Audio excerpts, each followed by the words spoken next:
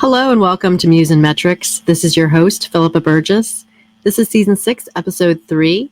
And today I bring you two separate conversations, one with Polina Ruvinsky from HypeHQ, and the other one with Alexis Snelling from SkillVill. Both of them are my fellow Women Techmaker Ambassadors, and we're here to talk about the Cyber and Information Security Awareness WTM Ambassador-led Mentorship, and how everybody should be more cyber aware, and also the ways that we can talk about being mentored, mentoring others, and just all of those things that people need to know when they're career starters, transitioning in that process from starters to leaders, learning how to connect, collaborate, find their voice, and find that first step on the ladder in their professional journeys.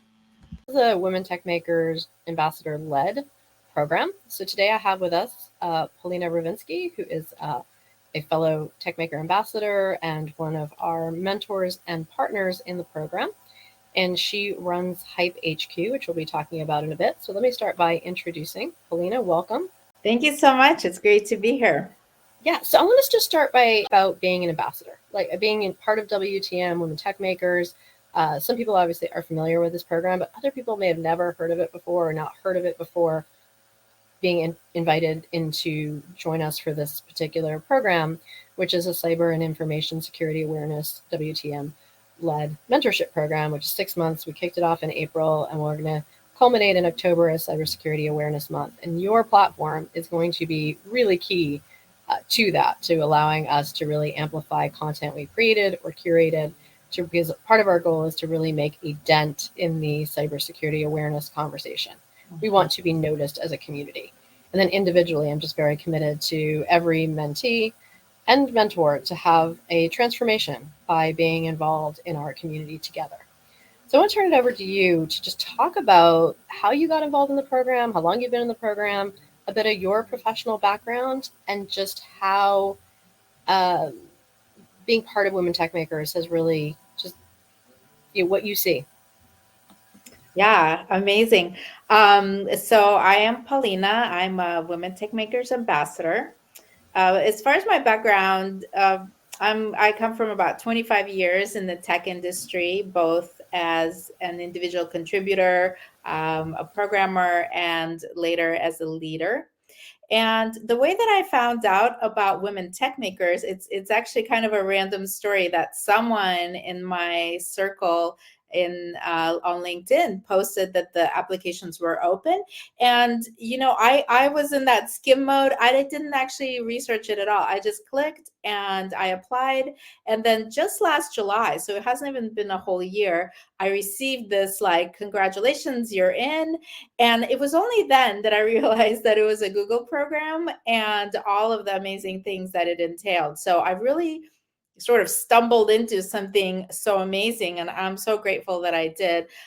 So I think when I think about Women Techmakers and being an ambassador, the things that for me are so huge, the biggest thing, I'm a community person, is the community of women. And honestly, everyone's just doing such bold things and creating content, and businesses, they're technical experts, they're just out there doing so much for the community, mentoring, creating events, that it's just, for me, it's inspiring. It makes me do more and feel bolder and get out there more. And I just learned so much from the other ambassadors. That for me is the greatest thing. But there's more.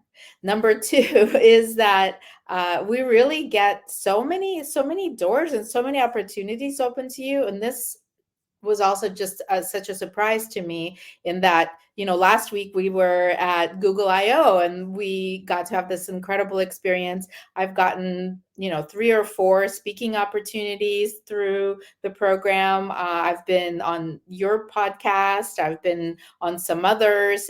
Also, just being associated with the Google name really gives you a different kind of legitimacy. So it's really both the community and the opportunities that have been amazing for me. And I'm just so happy to be an ambassador.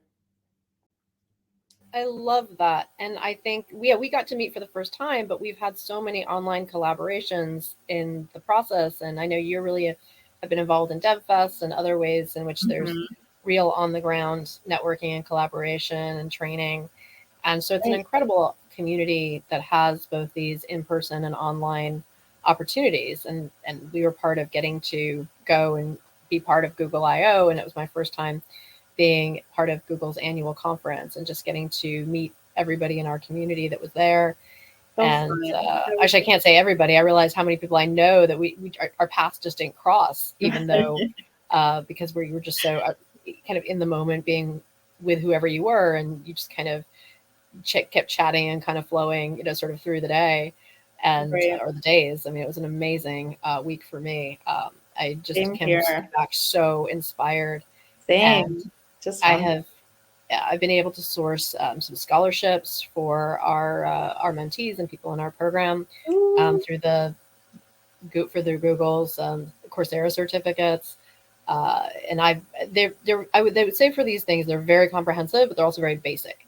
So people have to be careful. They can be a super time suck. If you don't need them, don't take them. But if for someone who really wants to build out their fundamental knowledge, they're super valuable. But it is a balance, because I think sometimes we get so many opportunities. Sometimes I have to shut down my Slack and not go in there because I'll just get sucked into, oh, you can speak at this. Oh, we have this new training. Oh, we have this, that. They're just I was just looking at the cloud certificate, the Google Cloud Certificate program, and just like, oh, am I going to do it? Amazing opportunity again. And just the time, as you said, oof, it's tough to make the time for everything.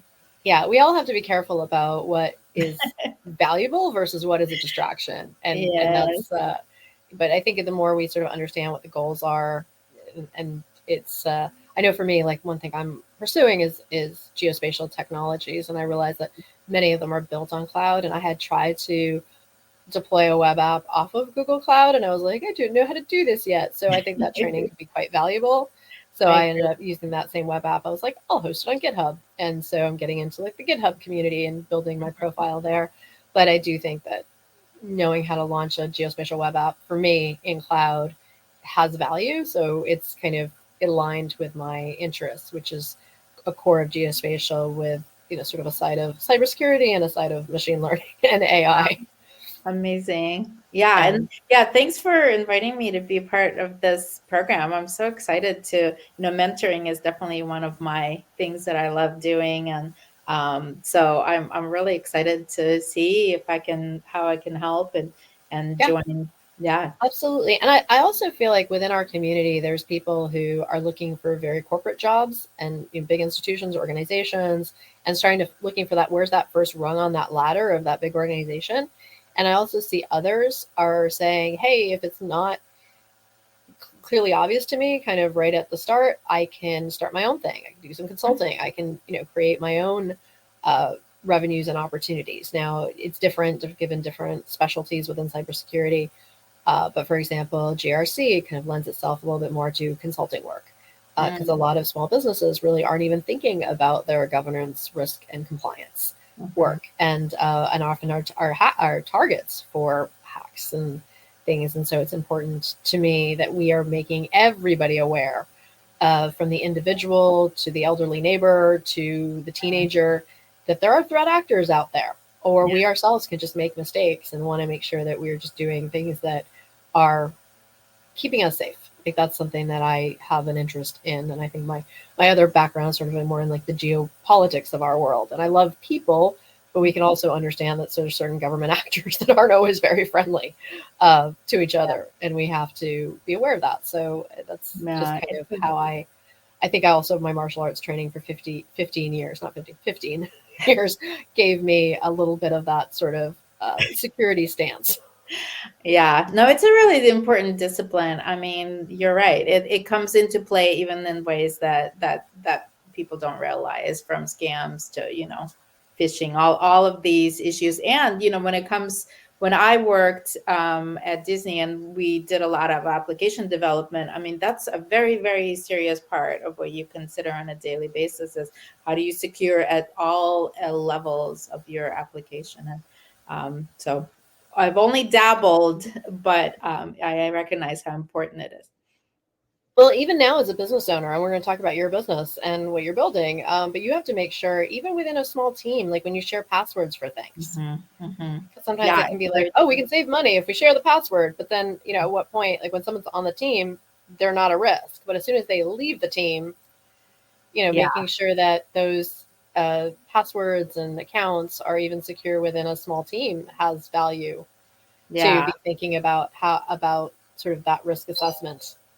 Well, coming from an enterprise background, I don't do things like password sharing ever. We definitely have, and even people who have left my team and moved on, I make sure I disable them and everywhere that account. So I'm definitely on that level. I'm definitely very careful. But my background definitely taught me that. Yeah, and I think you sometimes just get like in a startup mentality. It's like you've got so many tasks and so many things that need to be done in a limited budget, and everybody's bootstrapping. It's like, oh, can we cut corners here? It's like, oh, it's fine. And I've been in some of those environments, and I realize I think that's why I'm also very interested in this. Is like, I'm the compliance person. I'm like, can we please follow the rules? Like, can we just do things right from the start? It will benefit us in the long run. But I think I've been in so many environments that they're like, we're just too busy to do that. Yeah, no, and I get that. And honestly, like this is what I have let my enterprise background inform me, even, when it comes to like knowing that user data has to be stored encrypted, like there's all these compliance pieces. So really we made a decision to outsource all that and not build it in-house because there's, everything from credit card numbers, like there's all these compliance levels and privacy concerns. And it's a lot and I didn't want us to have to deal with it. So I definitely, good thing to know for everyone who joins is that your data is secure. It's being addressed by companies who specialize in that. That's great. No, it's like I said, and even my certificate, it's actually privacy law and cybersecurity. And so I'm learning a lot of the laws and the case law and just kind of those applications and all of the ways. A lot of times when we study these things, from when I studied international relations to now when I'm studying in this law program, you just learn all the ways that everybody did it wrong. We were very critical of U.S. foreign policy. Pretty much learning the hard way, unfortunately that's how it happens so often. And you're seeing like all the major brands, like I had no idea. It's like, it's Target, it's Uber, it's Petco, like all of these just everyday companies that we interact with have had all these major data breaches. So there's all of that. So that's a big part of the awareness part of our program is to make sure that we collectively are curating content, are creating content, are sharing ways that people should know about these various breaches, these various consequences, ways to be safe.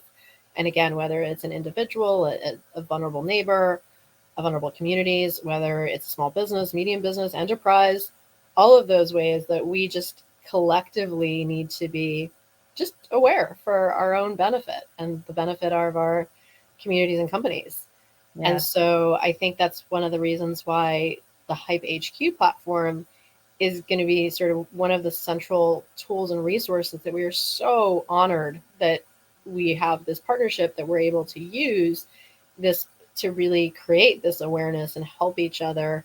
And so we're going to talk about in a minute just how we use this platform, because it's amazing and I'm so excited to be part of it and to use it. And also I want to make sure all of the people in our program understand and respect that there's a relationship that we have with brand partners, whether our brand partner is a small business, whether our brand partner is NIST or CISA or any government agency, government program, any partner. When you're dealing with a brand, a logo, that there's a respect that you have for how you use it, how you hashtag it, how you report in great ways. Like, here's the results, here's that I did the action and I got the impressions, the engagement, all of those ways, whether it's online, whether it's at a live event and you're using their logos on your signage and in your media and all of those things. I go to USC, and I've learned like USC has huge compliance rules, and I've had the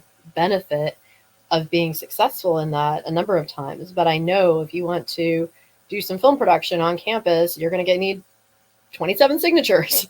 And when I did a stained glass at the University Club of Denver in a college room where people would just pull designs off the internet and hand them to the designer, and in pops a window for hundreds and hundreds of universities, in 99 years, they never had one for USC. And I understood why. I was like, because I called the trademark office. They connected me with a brand ambassador. And we worked very closely to get a unique yet approved design that would work for that particular space. So we were able to create this unique design, and we were dedicated, but we had, like I said, it took 5 years. As for example, like Google has their Google Student Developer Clubs, and people can apply to become a lead, but if they don't apply to create a club with 5 contracted members to the university, no club exists. And so anyways, but my point is I've learned compliance. And so I think when we work with brands, from a small one to a big one, we want to learn how to build those relationships and actually work with brands. And that I think that that's actually an important part of learning when you're in the awareness business. And so I think that the platform that you've developed is a great way for people, both on the receiving end of, hey, I need something promoted, but on the sharing end of, I want to promote other people's brands and content and activities to really get that practice of what does it look like when you hold someone else's content and brand in your hand. Yeah, that's a very good point. Very true. And I went through my whole branding journey, recognizing that importance, even when you're just starting out, and having a protected brand has been really educational for me. Yeah, you have to, and so when you work with partners and you say, hey, right now, like I said, we're doing everything on a volunteer basis, but typically there's money exchanged. The influencer, the event says, we're going to promote you. And the brand says, we're going to pay you money to do that. Yeah. And so to make sure that ends up being a good and valuable experience for both parties. Right. Very true. Very true.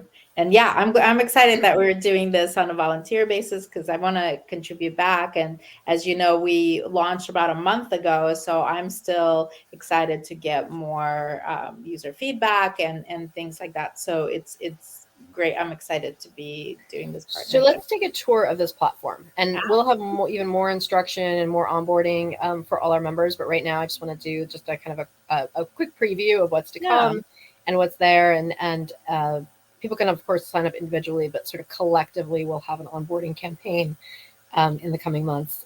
So I just want to sort of get us showing what we've got here. Yeah, let me go over this a little bit. So this is the first, when you first sign up, this is the screen that you land on, and it kind of gives you like, oh, do all these things, and how do you do it, right? So and this all links to our frequently asked questions and our guides. So we have both text and video guides for all the activities that you're going to want to do in here. But really, the most important piece is here. The activity stream is where the hypes and the conversations are going to be happening. So when I say hypes, I just want to step back a minute and explain what we are trying to achieve here. So we have members who come in and either, like Philippa, you're right here. So you have either a YouTube channel, we have a blog post here.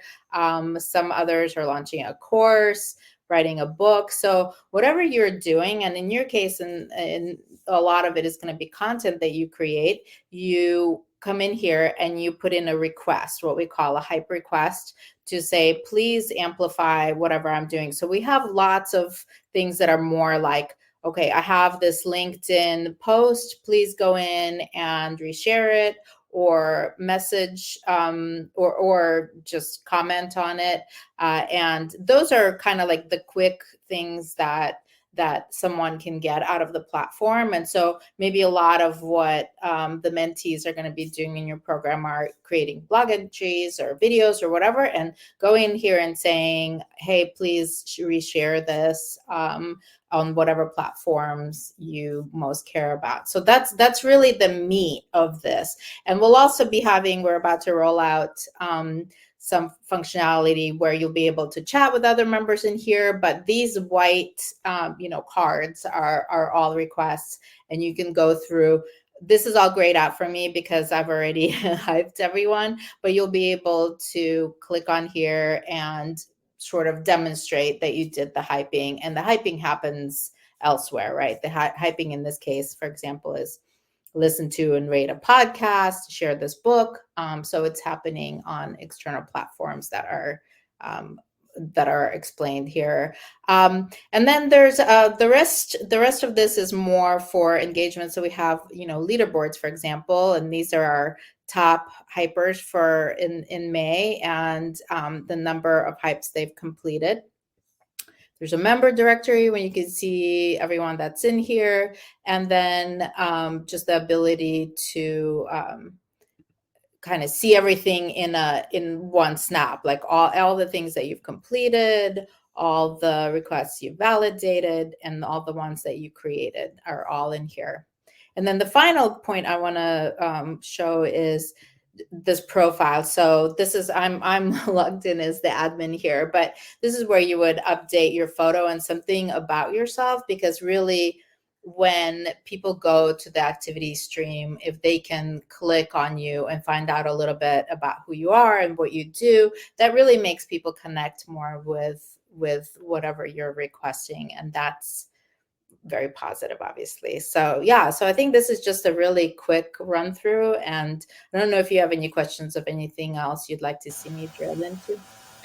I just love this. And I think, again, for curating content as well, I mean, it doesn't need to be something that you created. It could be something that you want to share, and like an article that you put on your LinkedIn feed that you say, hey, can you interact? Can you like it? Can you potentially, if it aligns, repost? I think that's a big thing. It's making sure that people, when you do sort of this, a couple of things. One is, like, you can't just make a request. You have to earn that request. So when you log onto the platform, everybody's gifted 100 points. Every hype that you accomplish, you get 20 points. So the idea is, for every 5 you give is 1 you get. And the one you're getting, I mean, obviously anywhere from a few to a couple dozen, and as this platform goes, a couple hundred or 1,000 people can be amplifying your request. Mm-hmm. And then just be thoughtful. Are you asking for someone for 5 minutes of their time or an hour of their time? It's obviously up to them, and some tasks can stretch depending on what it is. But I went to specifically ask for something that could be done very quickly, and yet you jumped in and were like, oh, I will listen to the episode because I can see on my analytics that I got 100% of that podcast was viewed, and you liked it, you commented on it, you subscribed, which is amazing. And but of course, I mean, I even say, like, only subscribe if you're excited for the content mm-hmm. that's coming out on this platform. I really want people to make sure that they're putting things and messages out that have that brand alignment. One of the alignments is, for me, is women empowerment. I'm really about that. So a lot of these posts, and this is a women's community. If that wasn't clear, let's really bring that point home. Just as we're part of Women Techmakers, like our mentorship program is a women-focused mentorship program, and so the HypeHQ is also a women-focused marketing and hype platform. So we're really putting women's voices out there, women's projects, women's businesses, and helping to drive that awareness around women specifically don't have a budget, in place. And so this is a really great way to get started. And obviously this right now we're doing this kind of a freemium model where you get to start with a free account, and then as you grow, you can sort of buy into the subscription. And so, but in terms of like marketing dollars, there looks like to be an incredibly high ROI on that for the money spent versus the return on actual visibility and engagement. Yeah. And thank you for saying all that. I know I jumped right in and didn't really set the context fully, but yes, so the platform is free right now as we're collecting feedback and making revisions. And then there will come a time when there will be a membership fee. We're not there yet, because first we want to make sure everyone sees the value that they're getting from it before we convert to that. Yeah. And I absolutely see the value, and I'm so excited about it. And I'm so excited that you are both here to be a mentor and a partner. And, in terms of, like I said, you worked with enterprise, so you see how cybersecurity integrates into everybody's thinking at enterprise. Like nobody wants to be the one whose fault it was that a major breach happened. Right. Yet you're not necessarily on a dedicated cybersecurity team. And so I want to kind of address like the role of our mentors. Some mentors are here to help us, build our confidence, build our visibility, understand what it is to put ourselves out there. And sometimes there's a confidence component to it, and understanding just this being part of that community and how much it can be helpful, especially if you finished an academic program, or you're just between jobs and there's that sense of I'm a little lost, I'm feeling a little bit alone. And that's where we created a community to be like, no, you're part of something, you belong, and you have an identity that's now grounded within, you've been accepted to a program. We have this umbrella of Google Huge. and Women Techmakers behind us. Yeah. And so there's resources that we can get there. So our mentors are a mix of some very established, dedicated cybersecurity professionals, both within WTM, as well as a few PhDs that have found their way to us who are not WTM, but have decided to be friends of our community, as well as WTMs who just know what it's like to go through a hiring process, go through just climbing corporate, go through understanding building your own personal brand and working with brand partners and all of those things. So there's many different aspects of what people are here to get out of our program. And that's why we have all of these kind of different inputs of the types of people who can support our program and our mentees. Yeah. Well, and I'm really excited to get started and happy to help in whatever way. I love it. Well, I thank you so much. And thank you for being here today and answering all our questions and just telling us about yourself and your background. I mean, obviously, we touched on you've worked at Disney. I know you just have like just this incredible corporate resume, and now you are, fully on embracing entrepreneurship, but not doing it alone. Again, doing it within this context of community and community value. I mean, I think similar. I think both of our yours is a business and mine is a project, but they were both born of seeing a need and saying, I can help. Yeah, absolutely. And and it is, for me, this idea of doing good and helping the community of women just to, build more successful lives and make more money and have more prominence and talk about our achievements. That's really what drives me. That's for sure what's behind my creating HypeHQ. Yeah. And I think with everybody, I mean, I think, talking about that everybody that I've encountered within the Women Techmakers community has this sense of thriving. Mm-hmm. And even if they're struggling, even if things are difficult, they're not alone. And there's, again, if you ask and you shall receive, there's enough inputs that if you're willing to sort of say, okay, well, how do I think about this? How do I transition this? What else do I need to be considering? And for some, it's like, there's more you need to learn. And for others, it's like, no, there's just a better strategy. I need to sort of get out there and sort of line myself up for the best opportunity, but I have the skills I need right now. It's just making sure they're being seen and evaluated and putting myself into that right job. Yes. Yeah. Well, so exciting. Thank you so much for having me. Absolutely. I'm going to just back up a bit. Some of us had pandemic trauma. I think many of us did. Mine led me back to grad school. And I have been in grad school, and someone said grad school is like a river, and it is. You flow and you find things that interest you. And I think our world changes and we change. So I think to be open to the fact that new things will come into your line of vision that you say, I never thought of that before, but maybe I want to add that into my skill set or my interests and my conversations. And so I started with a master's in urban planning. And that was something that really interested me. I was very interested in like, how did we get here into the built environment? Were the choices made that were made? And I learned a lot about that. And yet the thing that surprised me the most was my passion for technology and data science. And the fact that you could take all of this data about cities and about places in our world and then map it and actually create data maps, which I first started with like, oh, there's data visualization. And then I realized that there's this whole world of GIS, geographic information science and technology, and that you could create 3D digital models and all these very technical things. And I just was like, that's really interesting. And I had started coding back when I started college in my undergrad, and I went back to the same college at USC for my graduate school. And so it was a very safe, comfortable place for me. Like, I love USC, and I've just had a great multi-decade relationship with them now. But in my first semester, first months at USC, I was learning how to code HTML and building my websites. And as I stayed in marketing for many years after college, it became what you see is what you get, longer kind of a relevant skill. And nobody really coached or trained or developed me as a coder or a developer until I started with this I started with a GIS certificate, because I just wanted to sort of test the waters and see if, and I was even like, even though I have a great track record academically at USC, and I pretty much straight A's for my master's, I was still nervous. Like, am I going to be accepted into science? Am I going to be accepted into technology?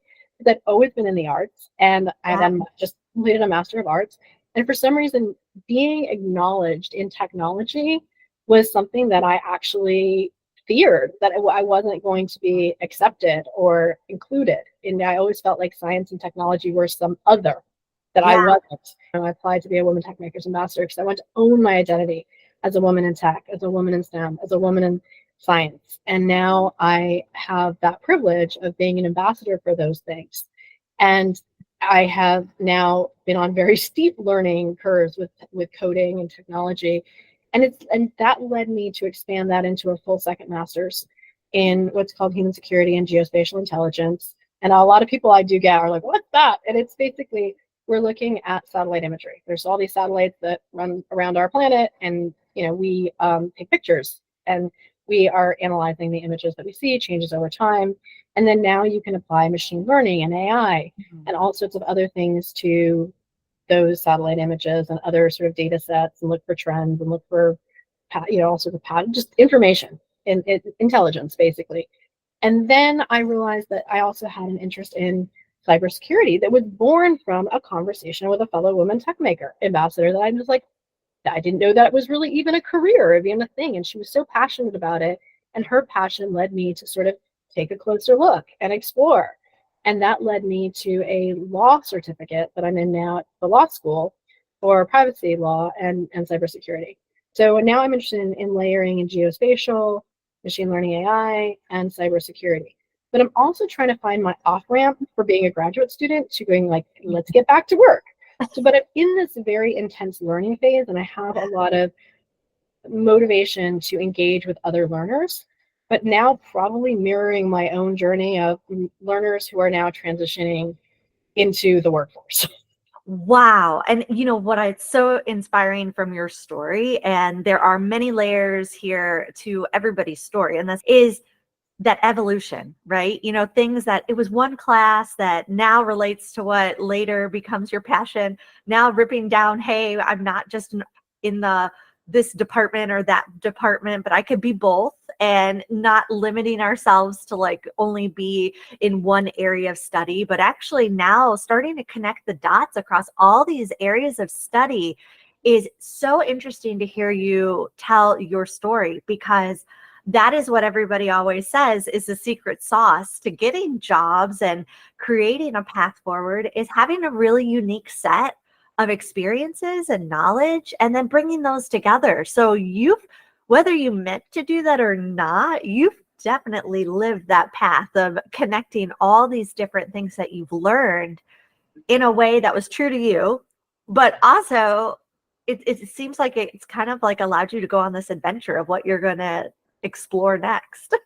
Well, and to add sort of a few more layers into that is my undergraduate major, I studied international relations with a minor in film and television. So and then when the Ukraine war broke out, being very supportive of Ukraine, I ended up with a TikTok channel combining international relations and film.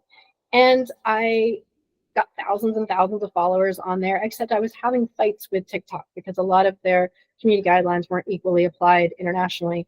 So and a lot of stuff, my stuff was, even though it was totally, I would say, community friendly, it was still getting community violations. I just got to the point where I was like, I give up. Like, I really cannot handle this platform. But account, I was key in my application to becoming an ICCAE scholar, which is an intelligence community scholar, which totally surprised me. I was like, again, I come from this like art background, and suddenly I'm being mentored by the intelligence community, and I end up with an intelligence master's of science. Wow. I mean, human security and geospatial intelligence is an intelligence degree. Wow. So, that came while I was in my certificate, before I had applied for this full, so like one thing leading to the other. So and then it also really helped me develop my language skills, like in learning Russian and Ukrainian and upgrading my French, and having an interest, remembering that I have this interest in languages, and kind of embracing my studies there. Yeah. So all of these things kind of like and with the intelligence piece of it, that led me to hearing about these virtual student federal service internships. And because I'm an older student coming back, I have family responsibilities. I can't just pick up in ways that I would have like 20 years ago. My life is different now. Yeah. And so to be able to get a virtual internship, and now I'm owning my science, because my upcoming internship is as a geospatial analyst intern with the U.S. Geological Survey. So I'm working for the federal government in their science department. And so now I feel like I have really earned my stripes, but like all the little things have built on each other.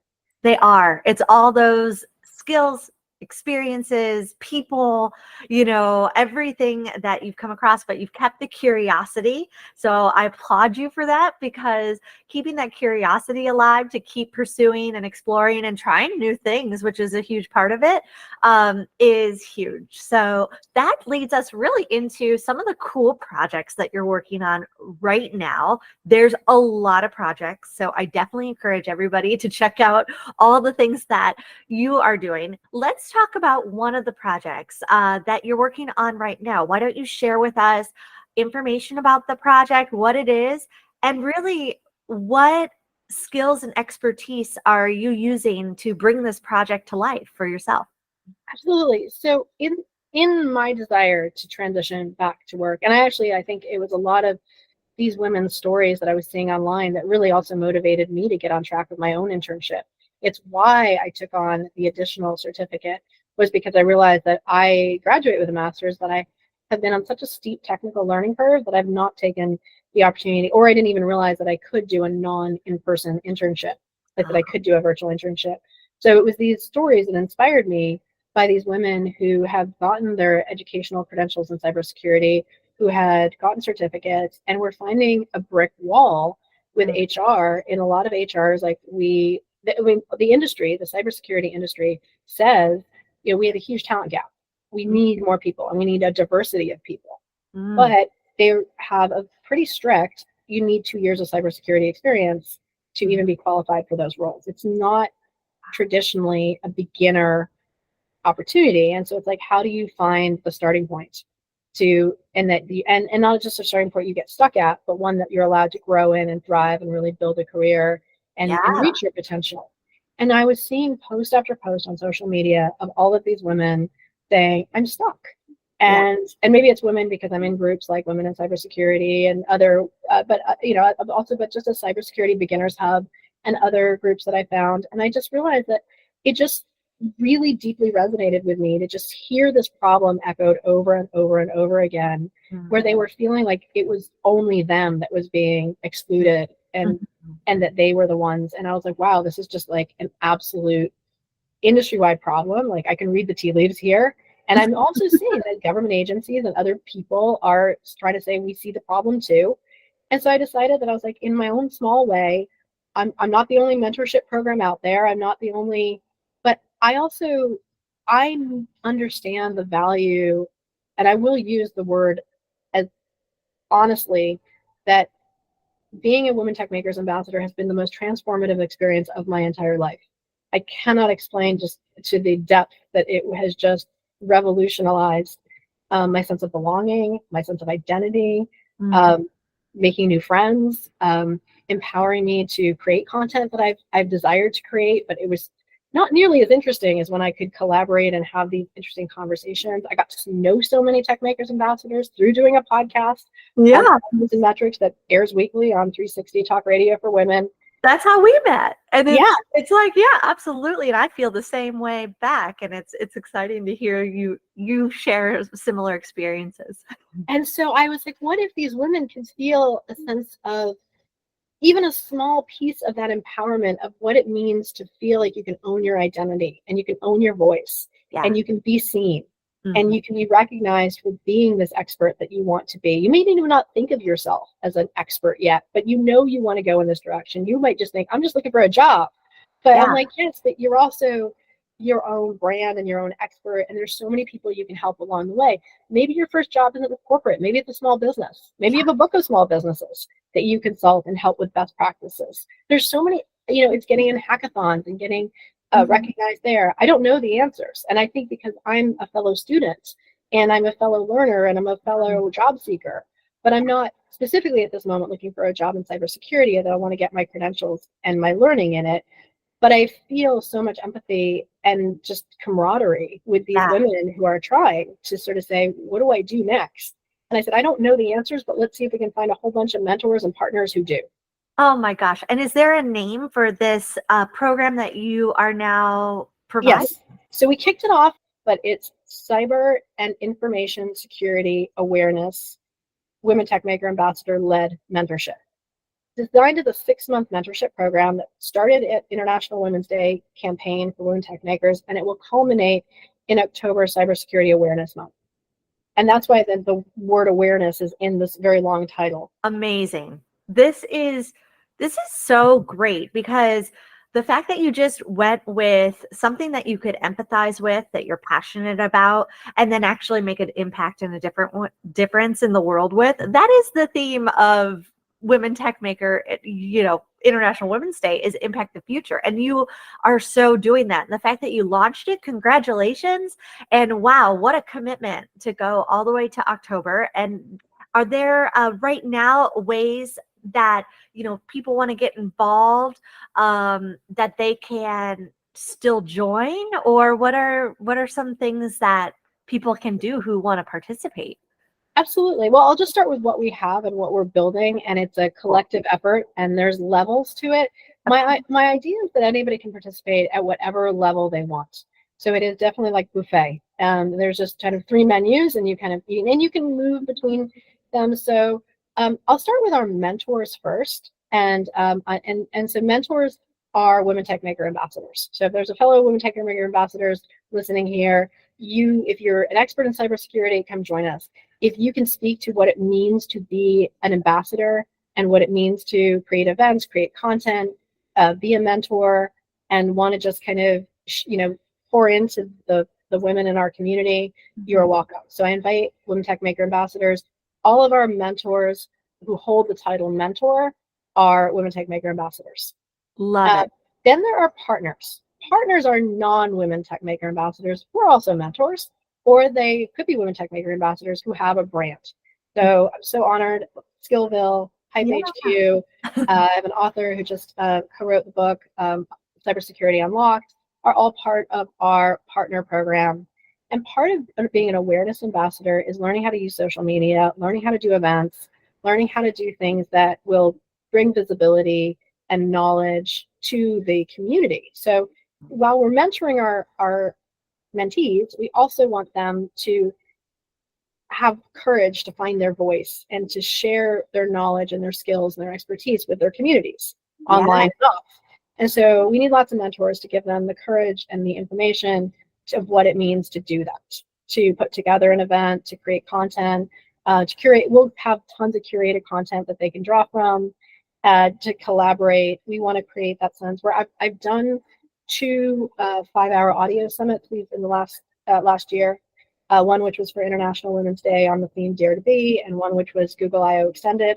So together, we're also going to collaboratively, I will produce a 5-hour audio summit with all of these women and our mentors. And part of it is we'll find our footing and our focus if it's more about like the everyman's version of what you need to know about cybersecurity, or if it's a little bit more career development and tips for breaking into this industry that has this wall of you need 2 years of experience. So how do we together collectively try to solve this problem?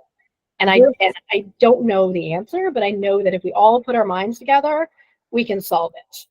And so right now I have 27 registered mentees, and but it can be larger because there's 3 levels. There's what I call public, which is any content that we create, a blog, a social media post, a video. Come watch it, enjoy, get the value from it. It's yours. And if you want to be notified, follow, subscribe, just anybody is welcome to participate in our community and the larger information sphere that we will kind of put out there. Then if you register, and the current registration is closed, but another registration will open. So the best way for people to hear about that is to follow those social media channels. So whether it's Medium, it's all under the Muse and Metrics, which is my podcast brand.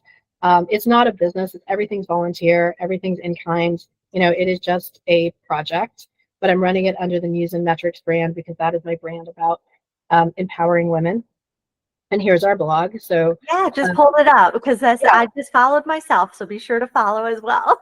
Yeah, so we're just beginning. You can see I have my first 15, and but people who register get an email from me. The first 7 days we did 7, but now it'll move to just sort of once a week in May, and then just kind of twice in June, July, and then we'll ramp up again in September, culminating in all of our activities that we'll plan and do together for October as Cybersecurity Awareness Month. And so the goal is, and so the idea of core is I have an open is I have your email. If you're an open member, you're invited to all of our group discussions. We'll have private meetings, but they're group meetings. You'll have access to group mentorship and just all the benefits of the community.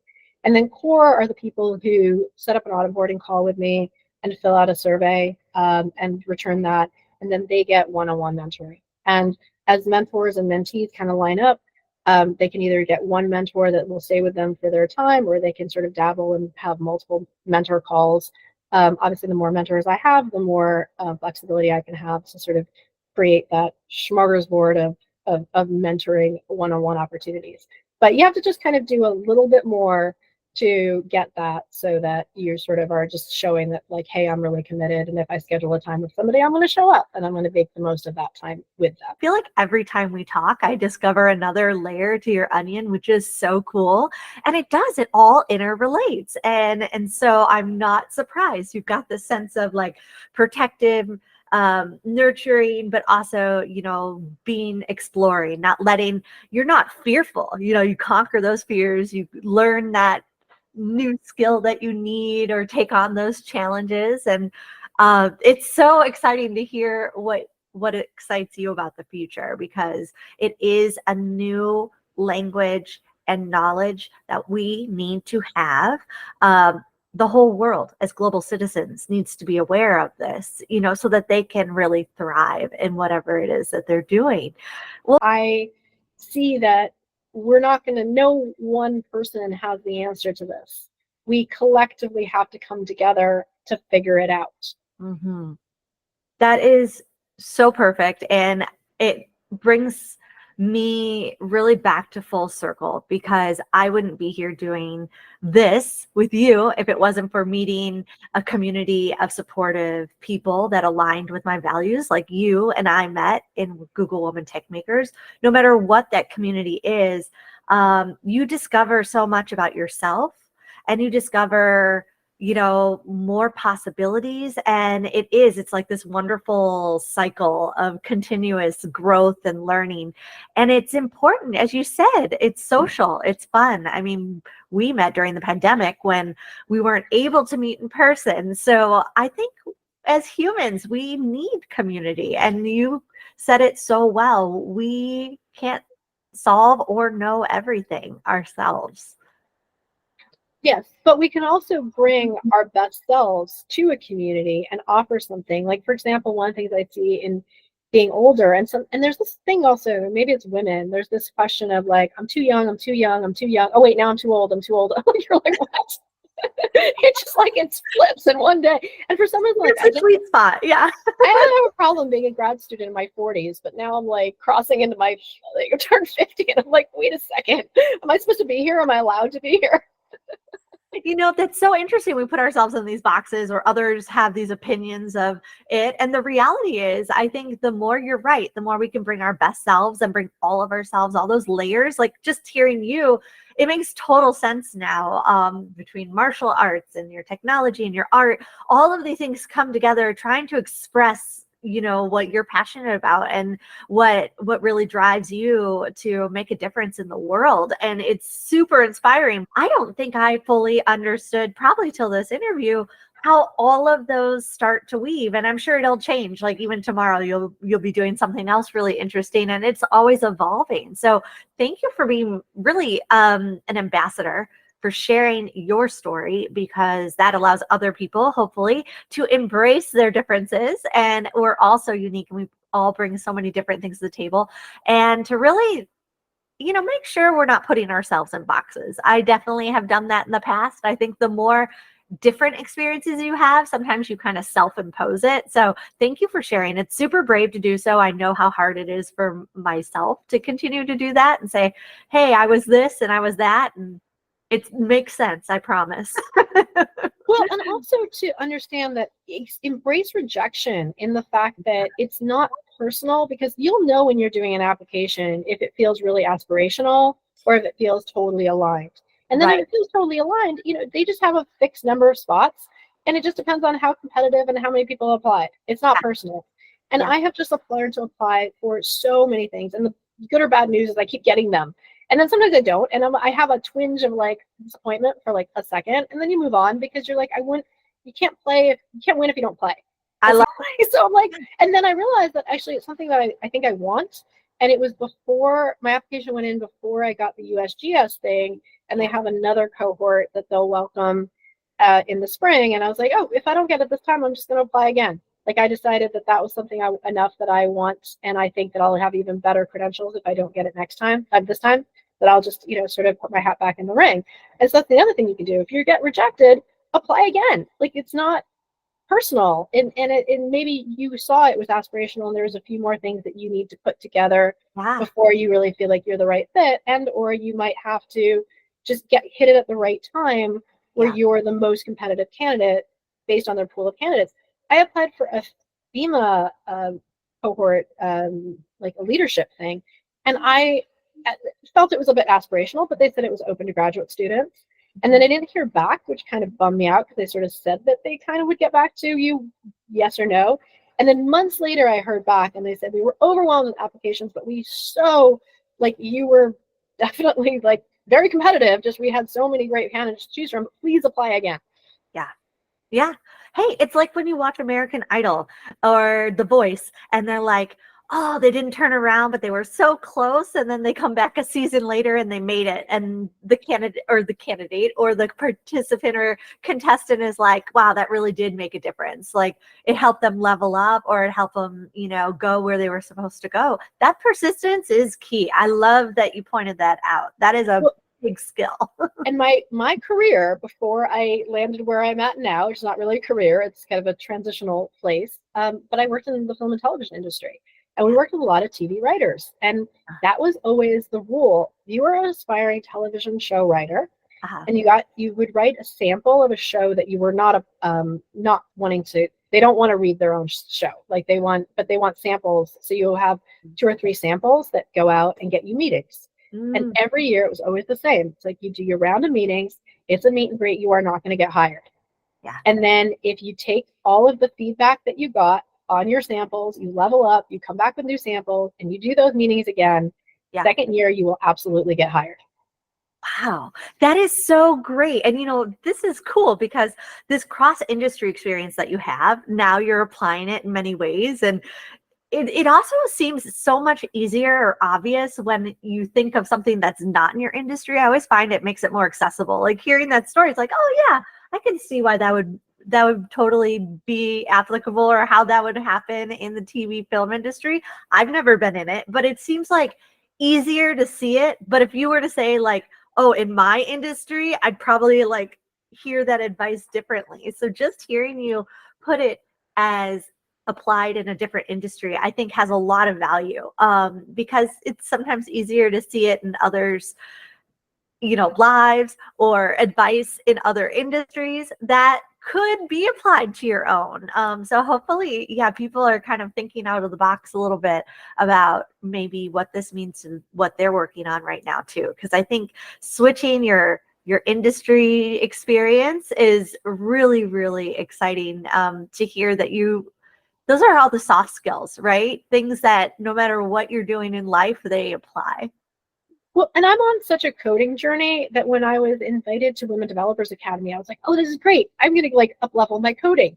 No. It was a public speaking course. That's fantastic. And also, doesn't that kind of keep you balanced? Isn't it more interesting and fun along the way? You're not just all one thing. Well, what I'm saying is I can always polish, always get better at speaking, but that's my natural skill. That's the skill that I developed over a 20-year career in the arts and media and entertainment and marketing and PR. You can put me on any stage. You can put me in front of any audience. Like, that's not a problem for me. I'm like, I can always get better at that, but that's my innate skills. And that's what I see being in class with my cohorts. I live at the extremes. We talk about age and where am I in age. I am truly at the middle. I have every expectation in my mind that I will live to pretty close to 100. So I'm at the halfway point. And in my classes, I'm in with a lot of what they call progressive degrees. So undergraduates who are also getting a master's in a fifth year. And so some of my classmates are 21. And then I also spend a lot of time with my mom who lives in retirement communities, and most of my neighbors are in their 80s. So I get to see what life is at, kind of both ends of it. Yeah. And I definitely see that I have a lot more confidence than my class counterparts. That's just so natural. I'll always speak up. I'll always ask the question. I learned to sit on my hands, to give space to other people, to share, to talk, to go first. But if you need to fill an empty space, like, they could always count on me to chat it up. Like, that's not a problem. And then similarly, like the elders that I'm with are really helping me to understand I need to plan for my future. I need to plan for my retirement. I need to have a realistic plan to zero out my student loan debt and actually have savings and have retirement and just have all of the roots that you need to live a comfortable retired life. Yeah. And that we won't all work forever. There's a point where your eyes aren't there and your energy's not there and you just think differently and you're at a different stage of your life. And we sometimes don't project ourselves to understanding how different we will be in the future. Wow, this is amazing. You today have brought so many great points, so many great skills, so many ways that we can get involved. But what are some things that we could do to specifically help you in your passion projects and what you are working on right now? How can we help? If you were to give us a couple tasks to do if we wanted to take action, which I hope this inspires people to take action. Actually, I was going to say the very first thing to do is join Muse and Metrics on Medium or LinkedIn or YouTube or Instagram, any one of those 4 platforms. If you are a small business and you want some cybersecurity coaching and discussions and talk about what are the best practices that you could be thinking about, let us come volunteer and help you think about your best practices for cybersecurity. Even if you're an individual, if you have friends or neighbors who are older, who are very much targets for scams, let us have conversations with you, with them. So now I'm like, okay, in the meantime, I want to play. I want to create content. So the other thing is, come create content with me. Come tell your story as a mentee. Come tell your story as a mentor. Come tell your story as a partner.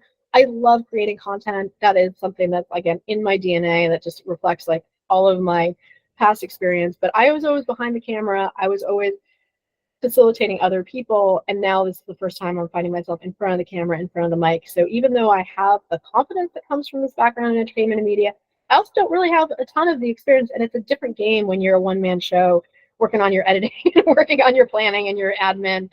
So there's a patience that's involved when we're running our own, one-man studios. But I just invite and welcome, come play, come chat.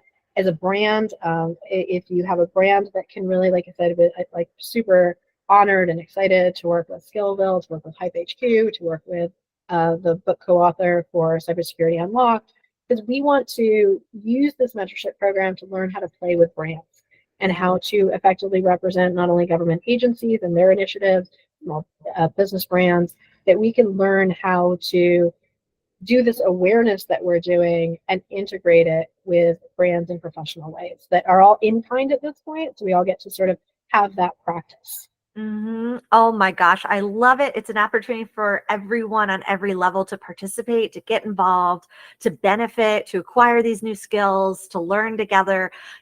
It's super exciting and inspiring. And of course, I wouldn't be here without you really being a part of the communities that really value impact and making a difference in each other's lives and our world.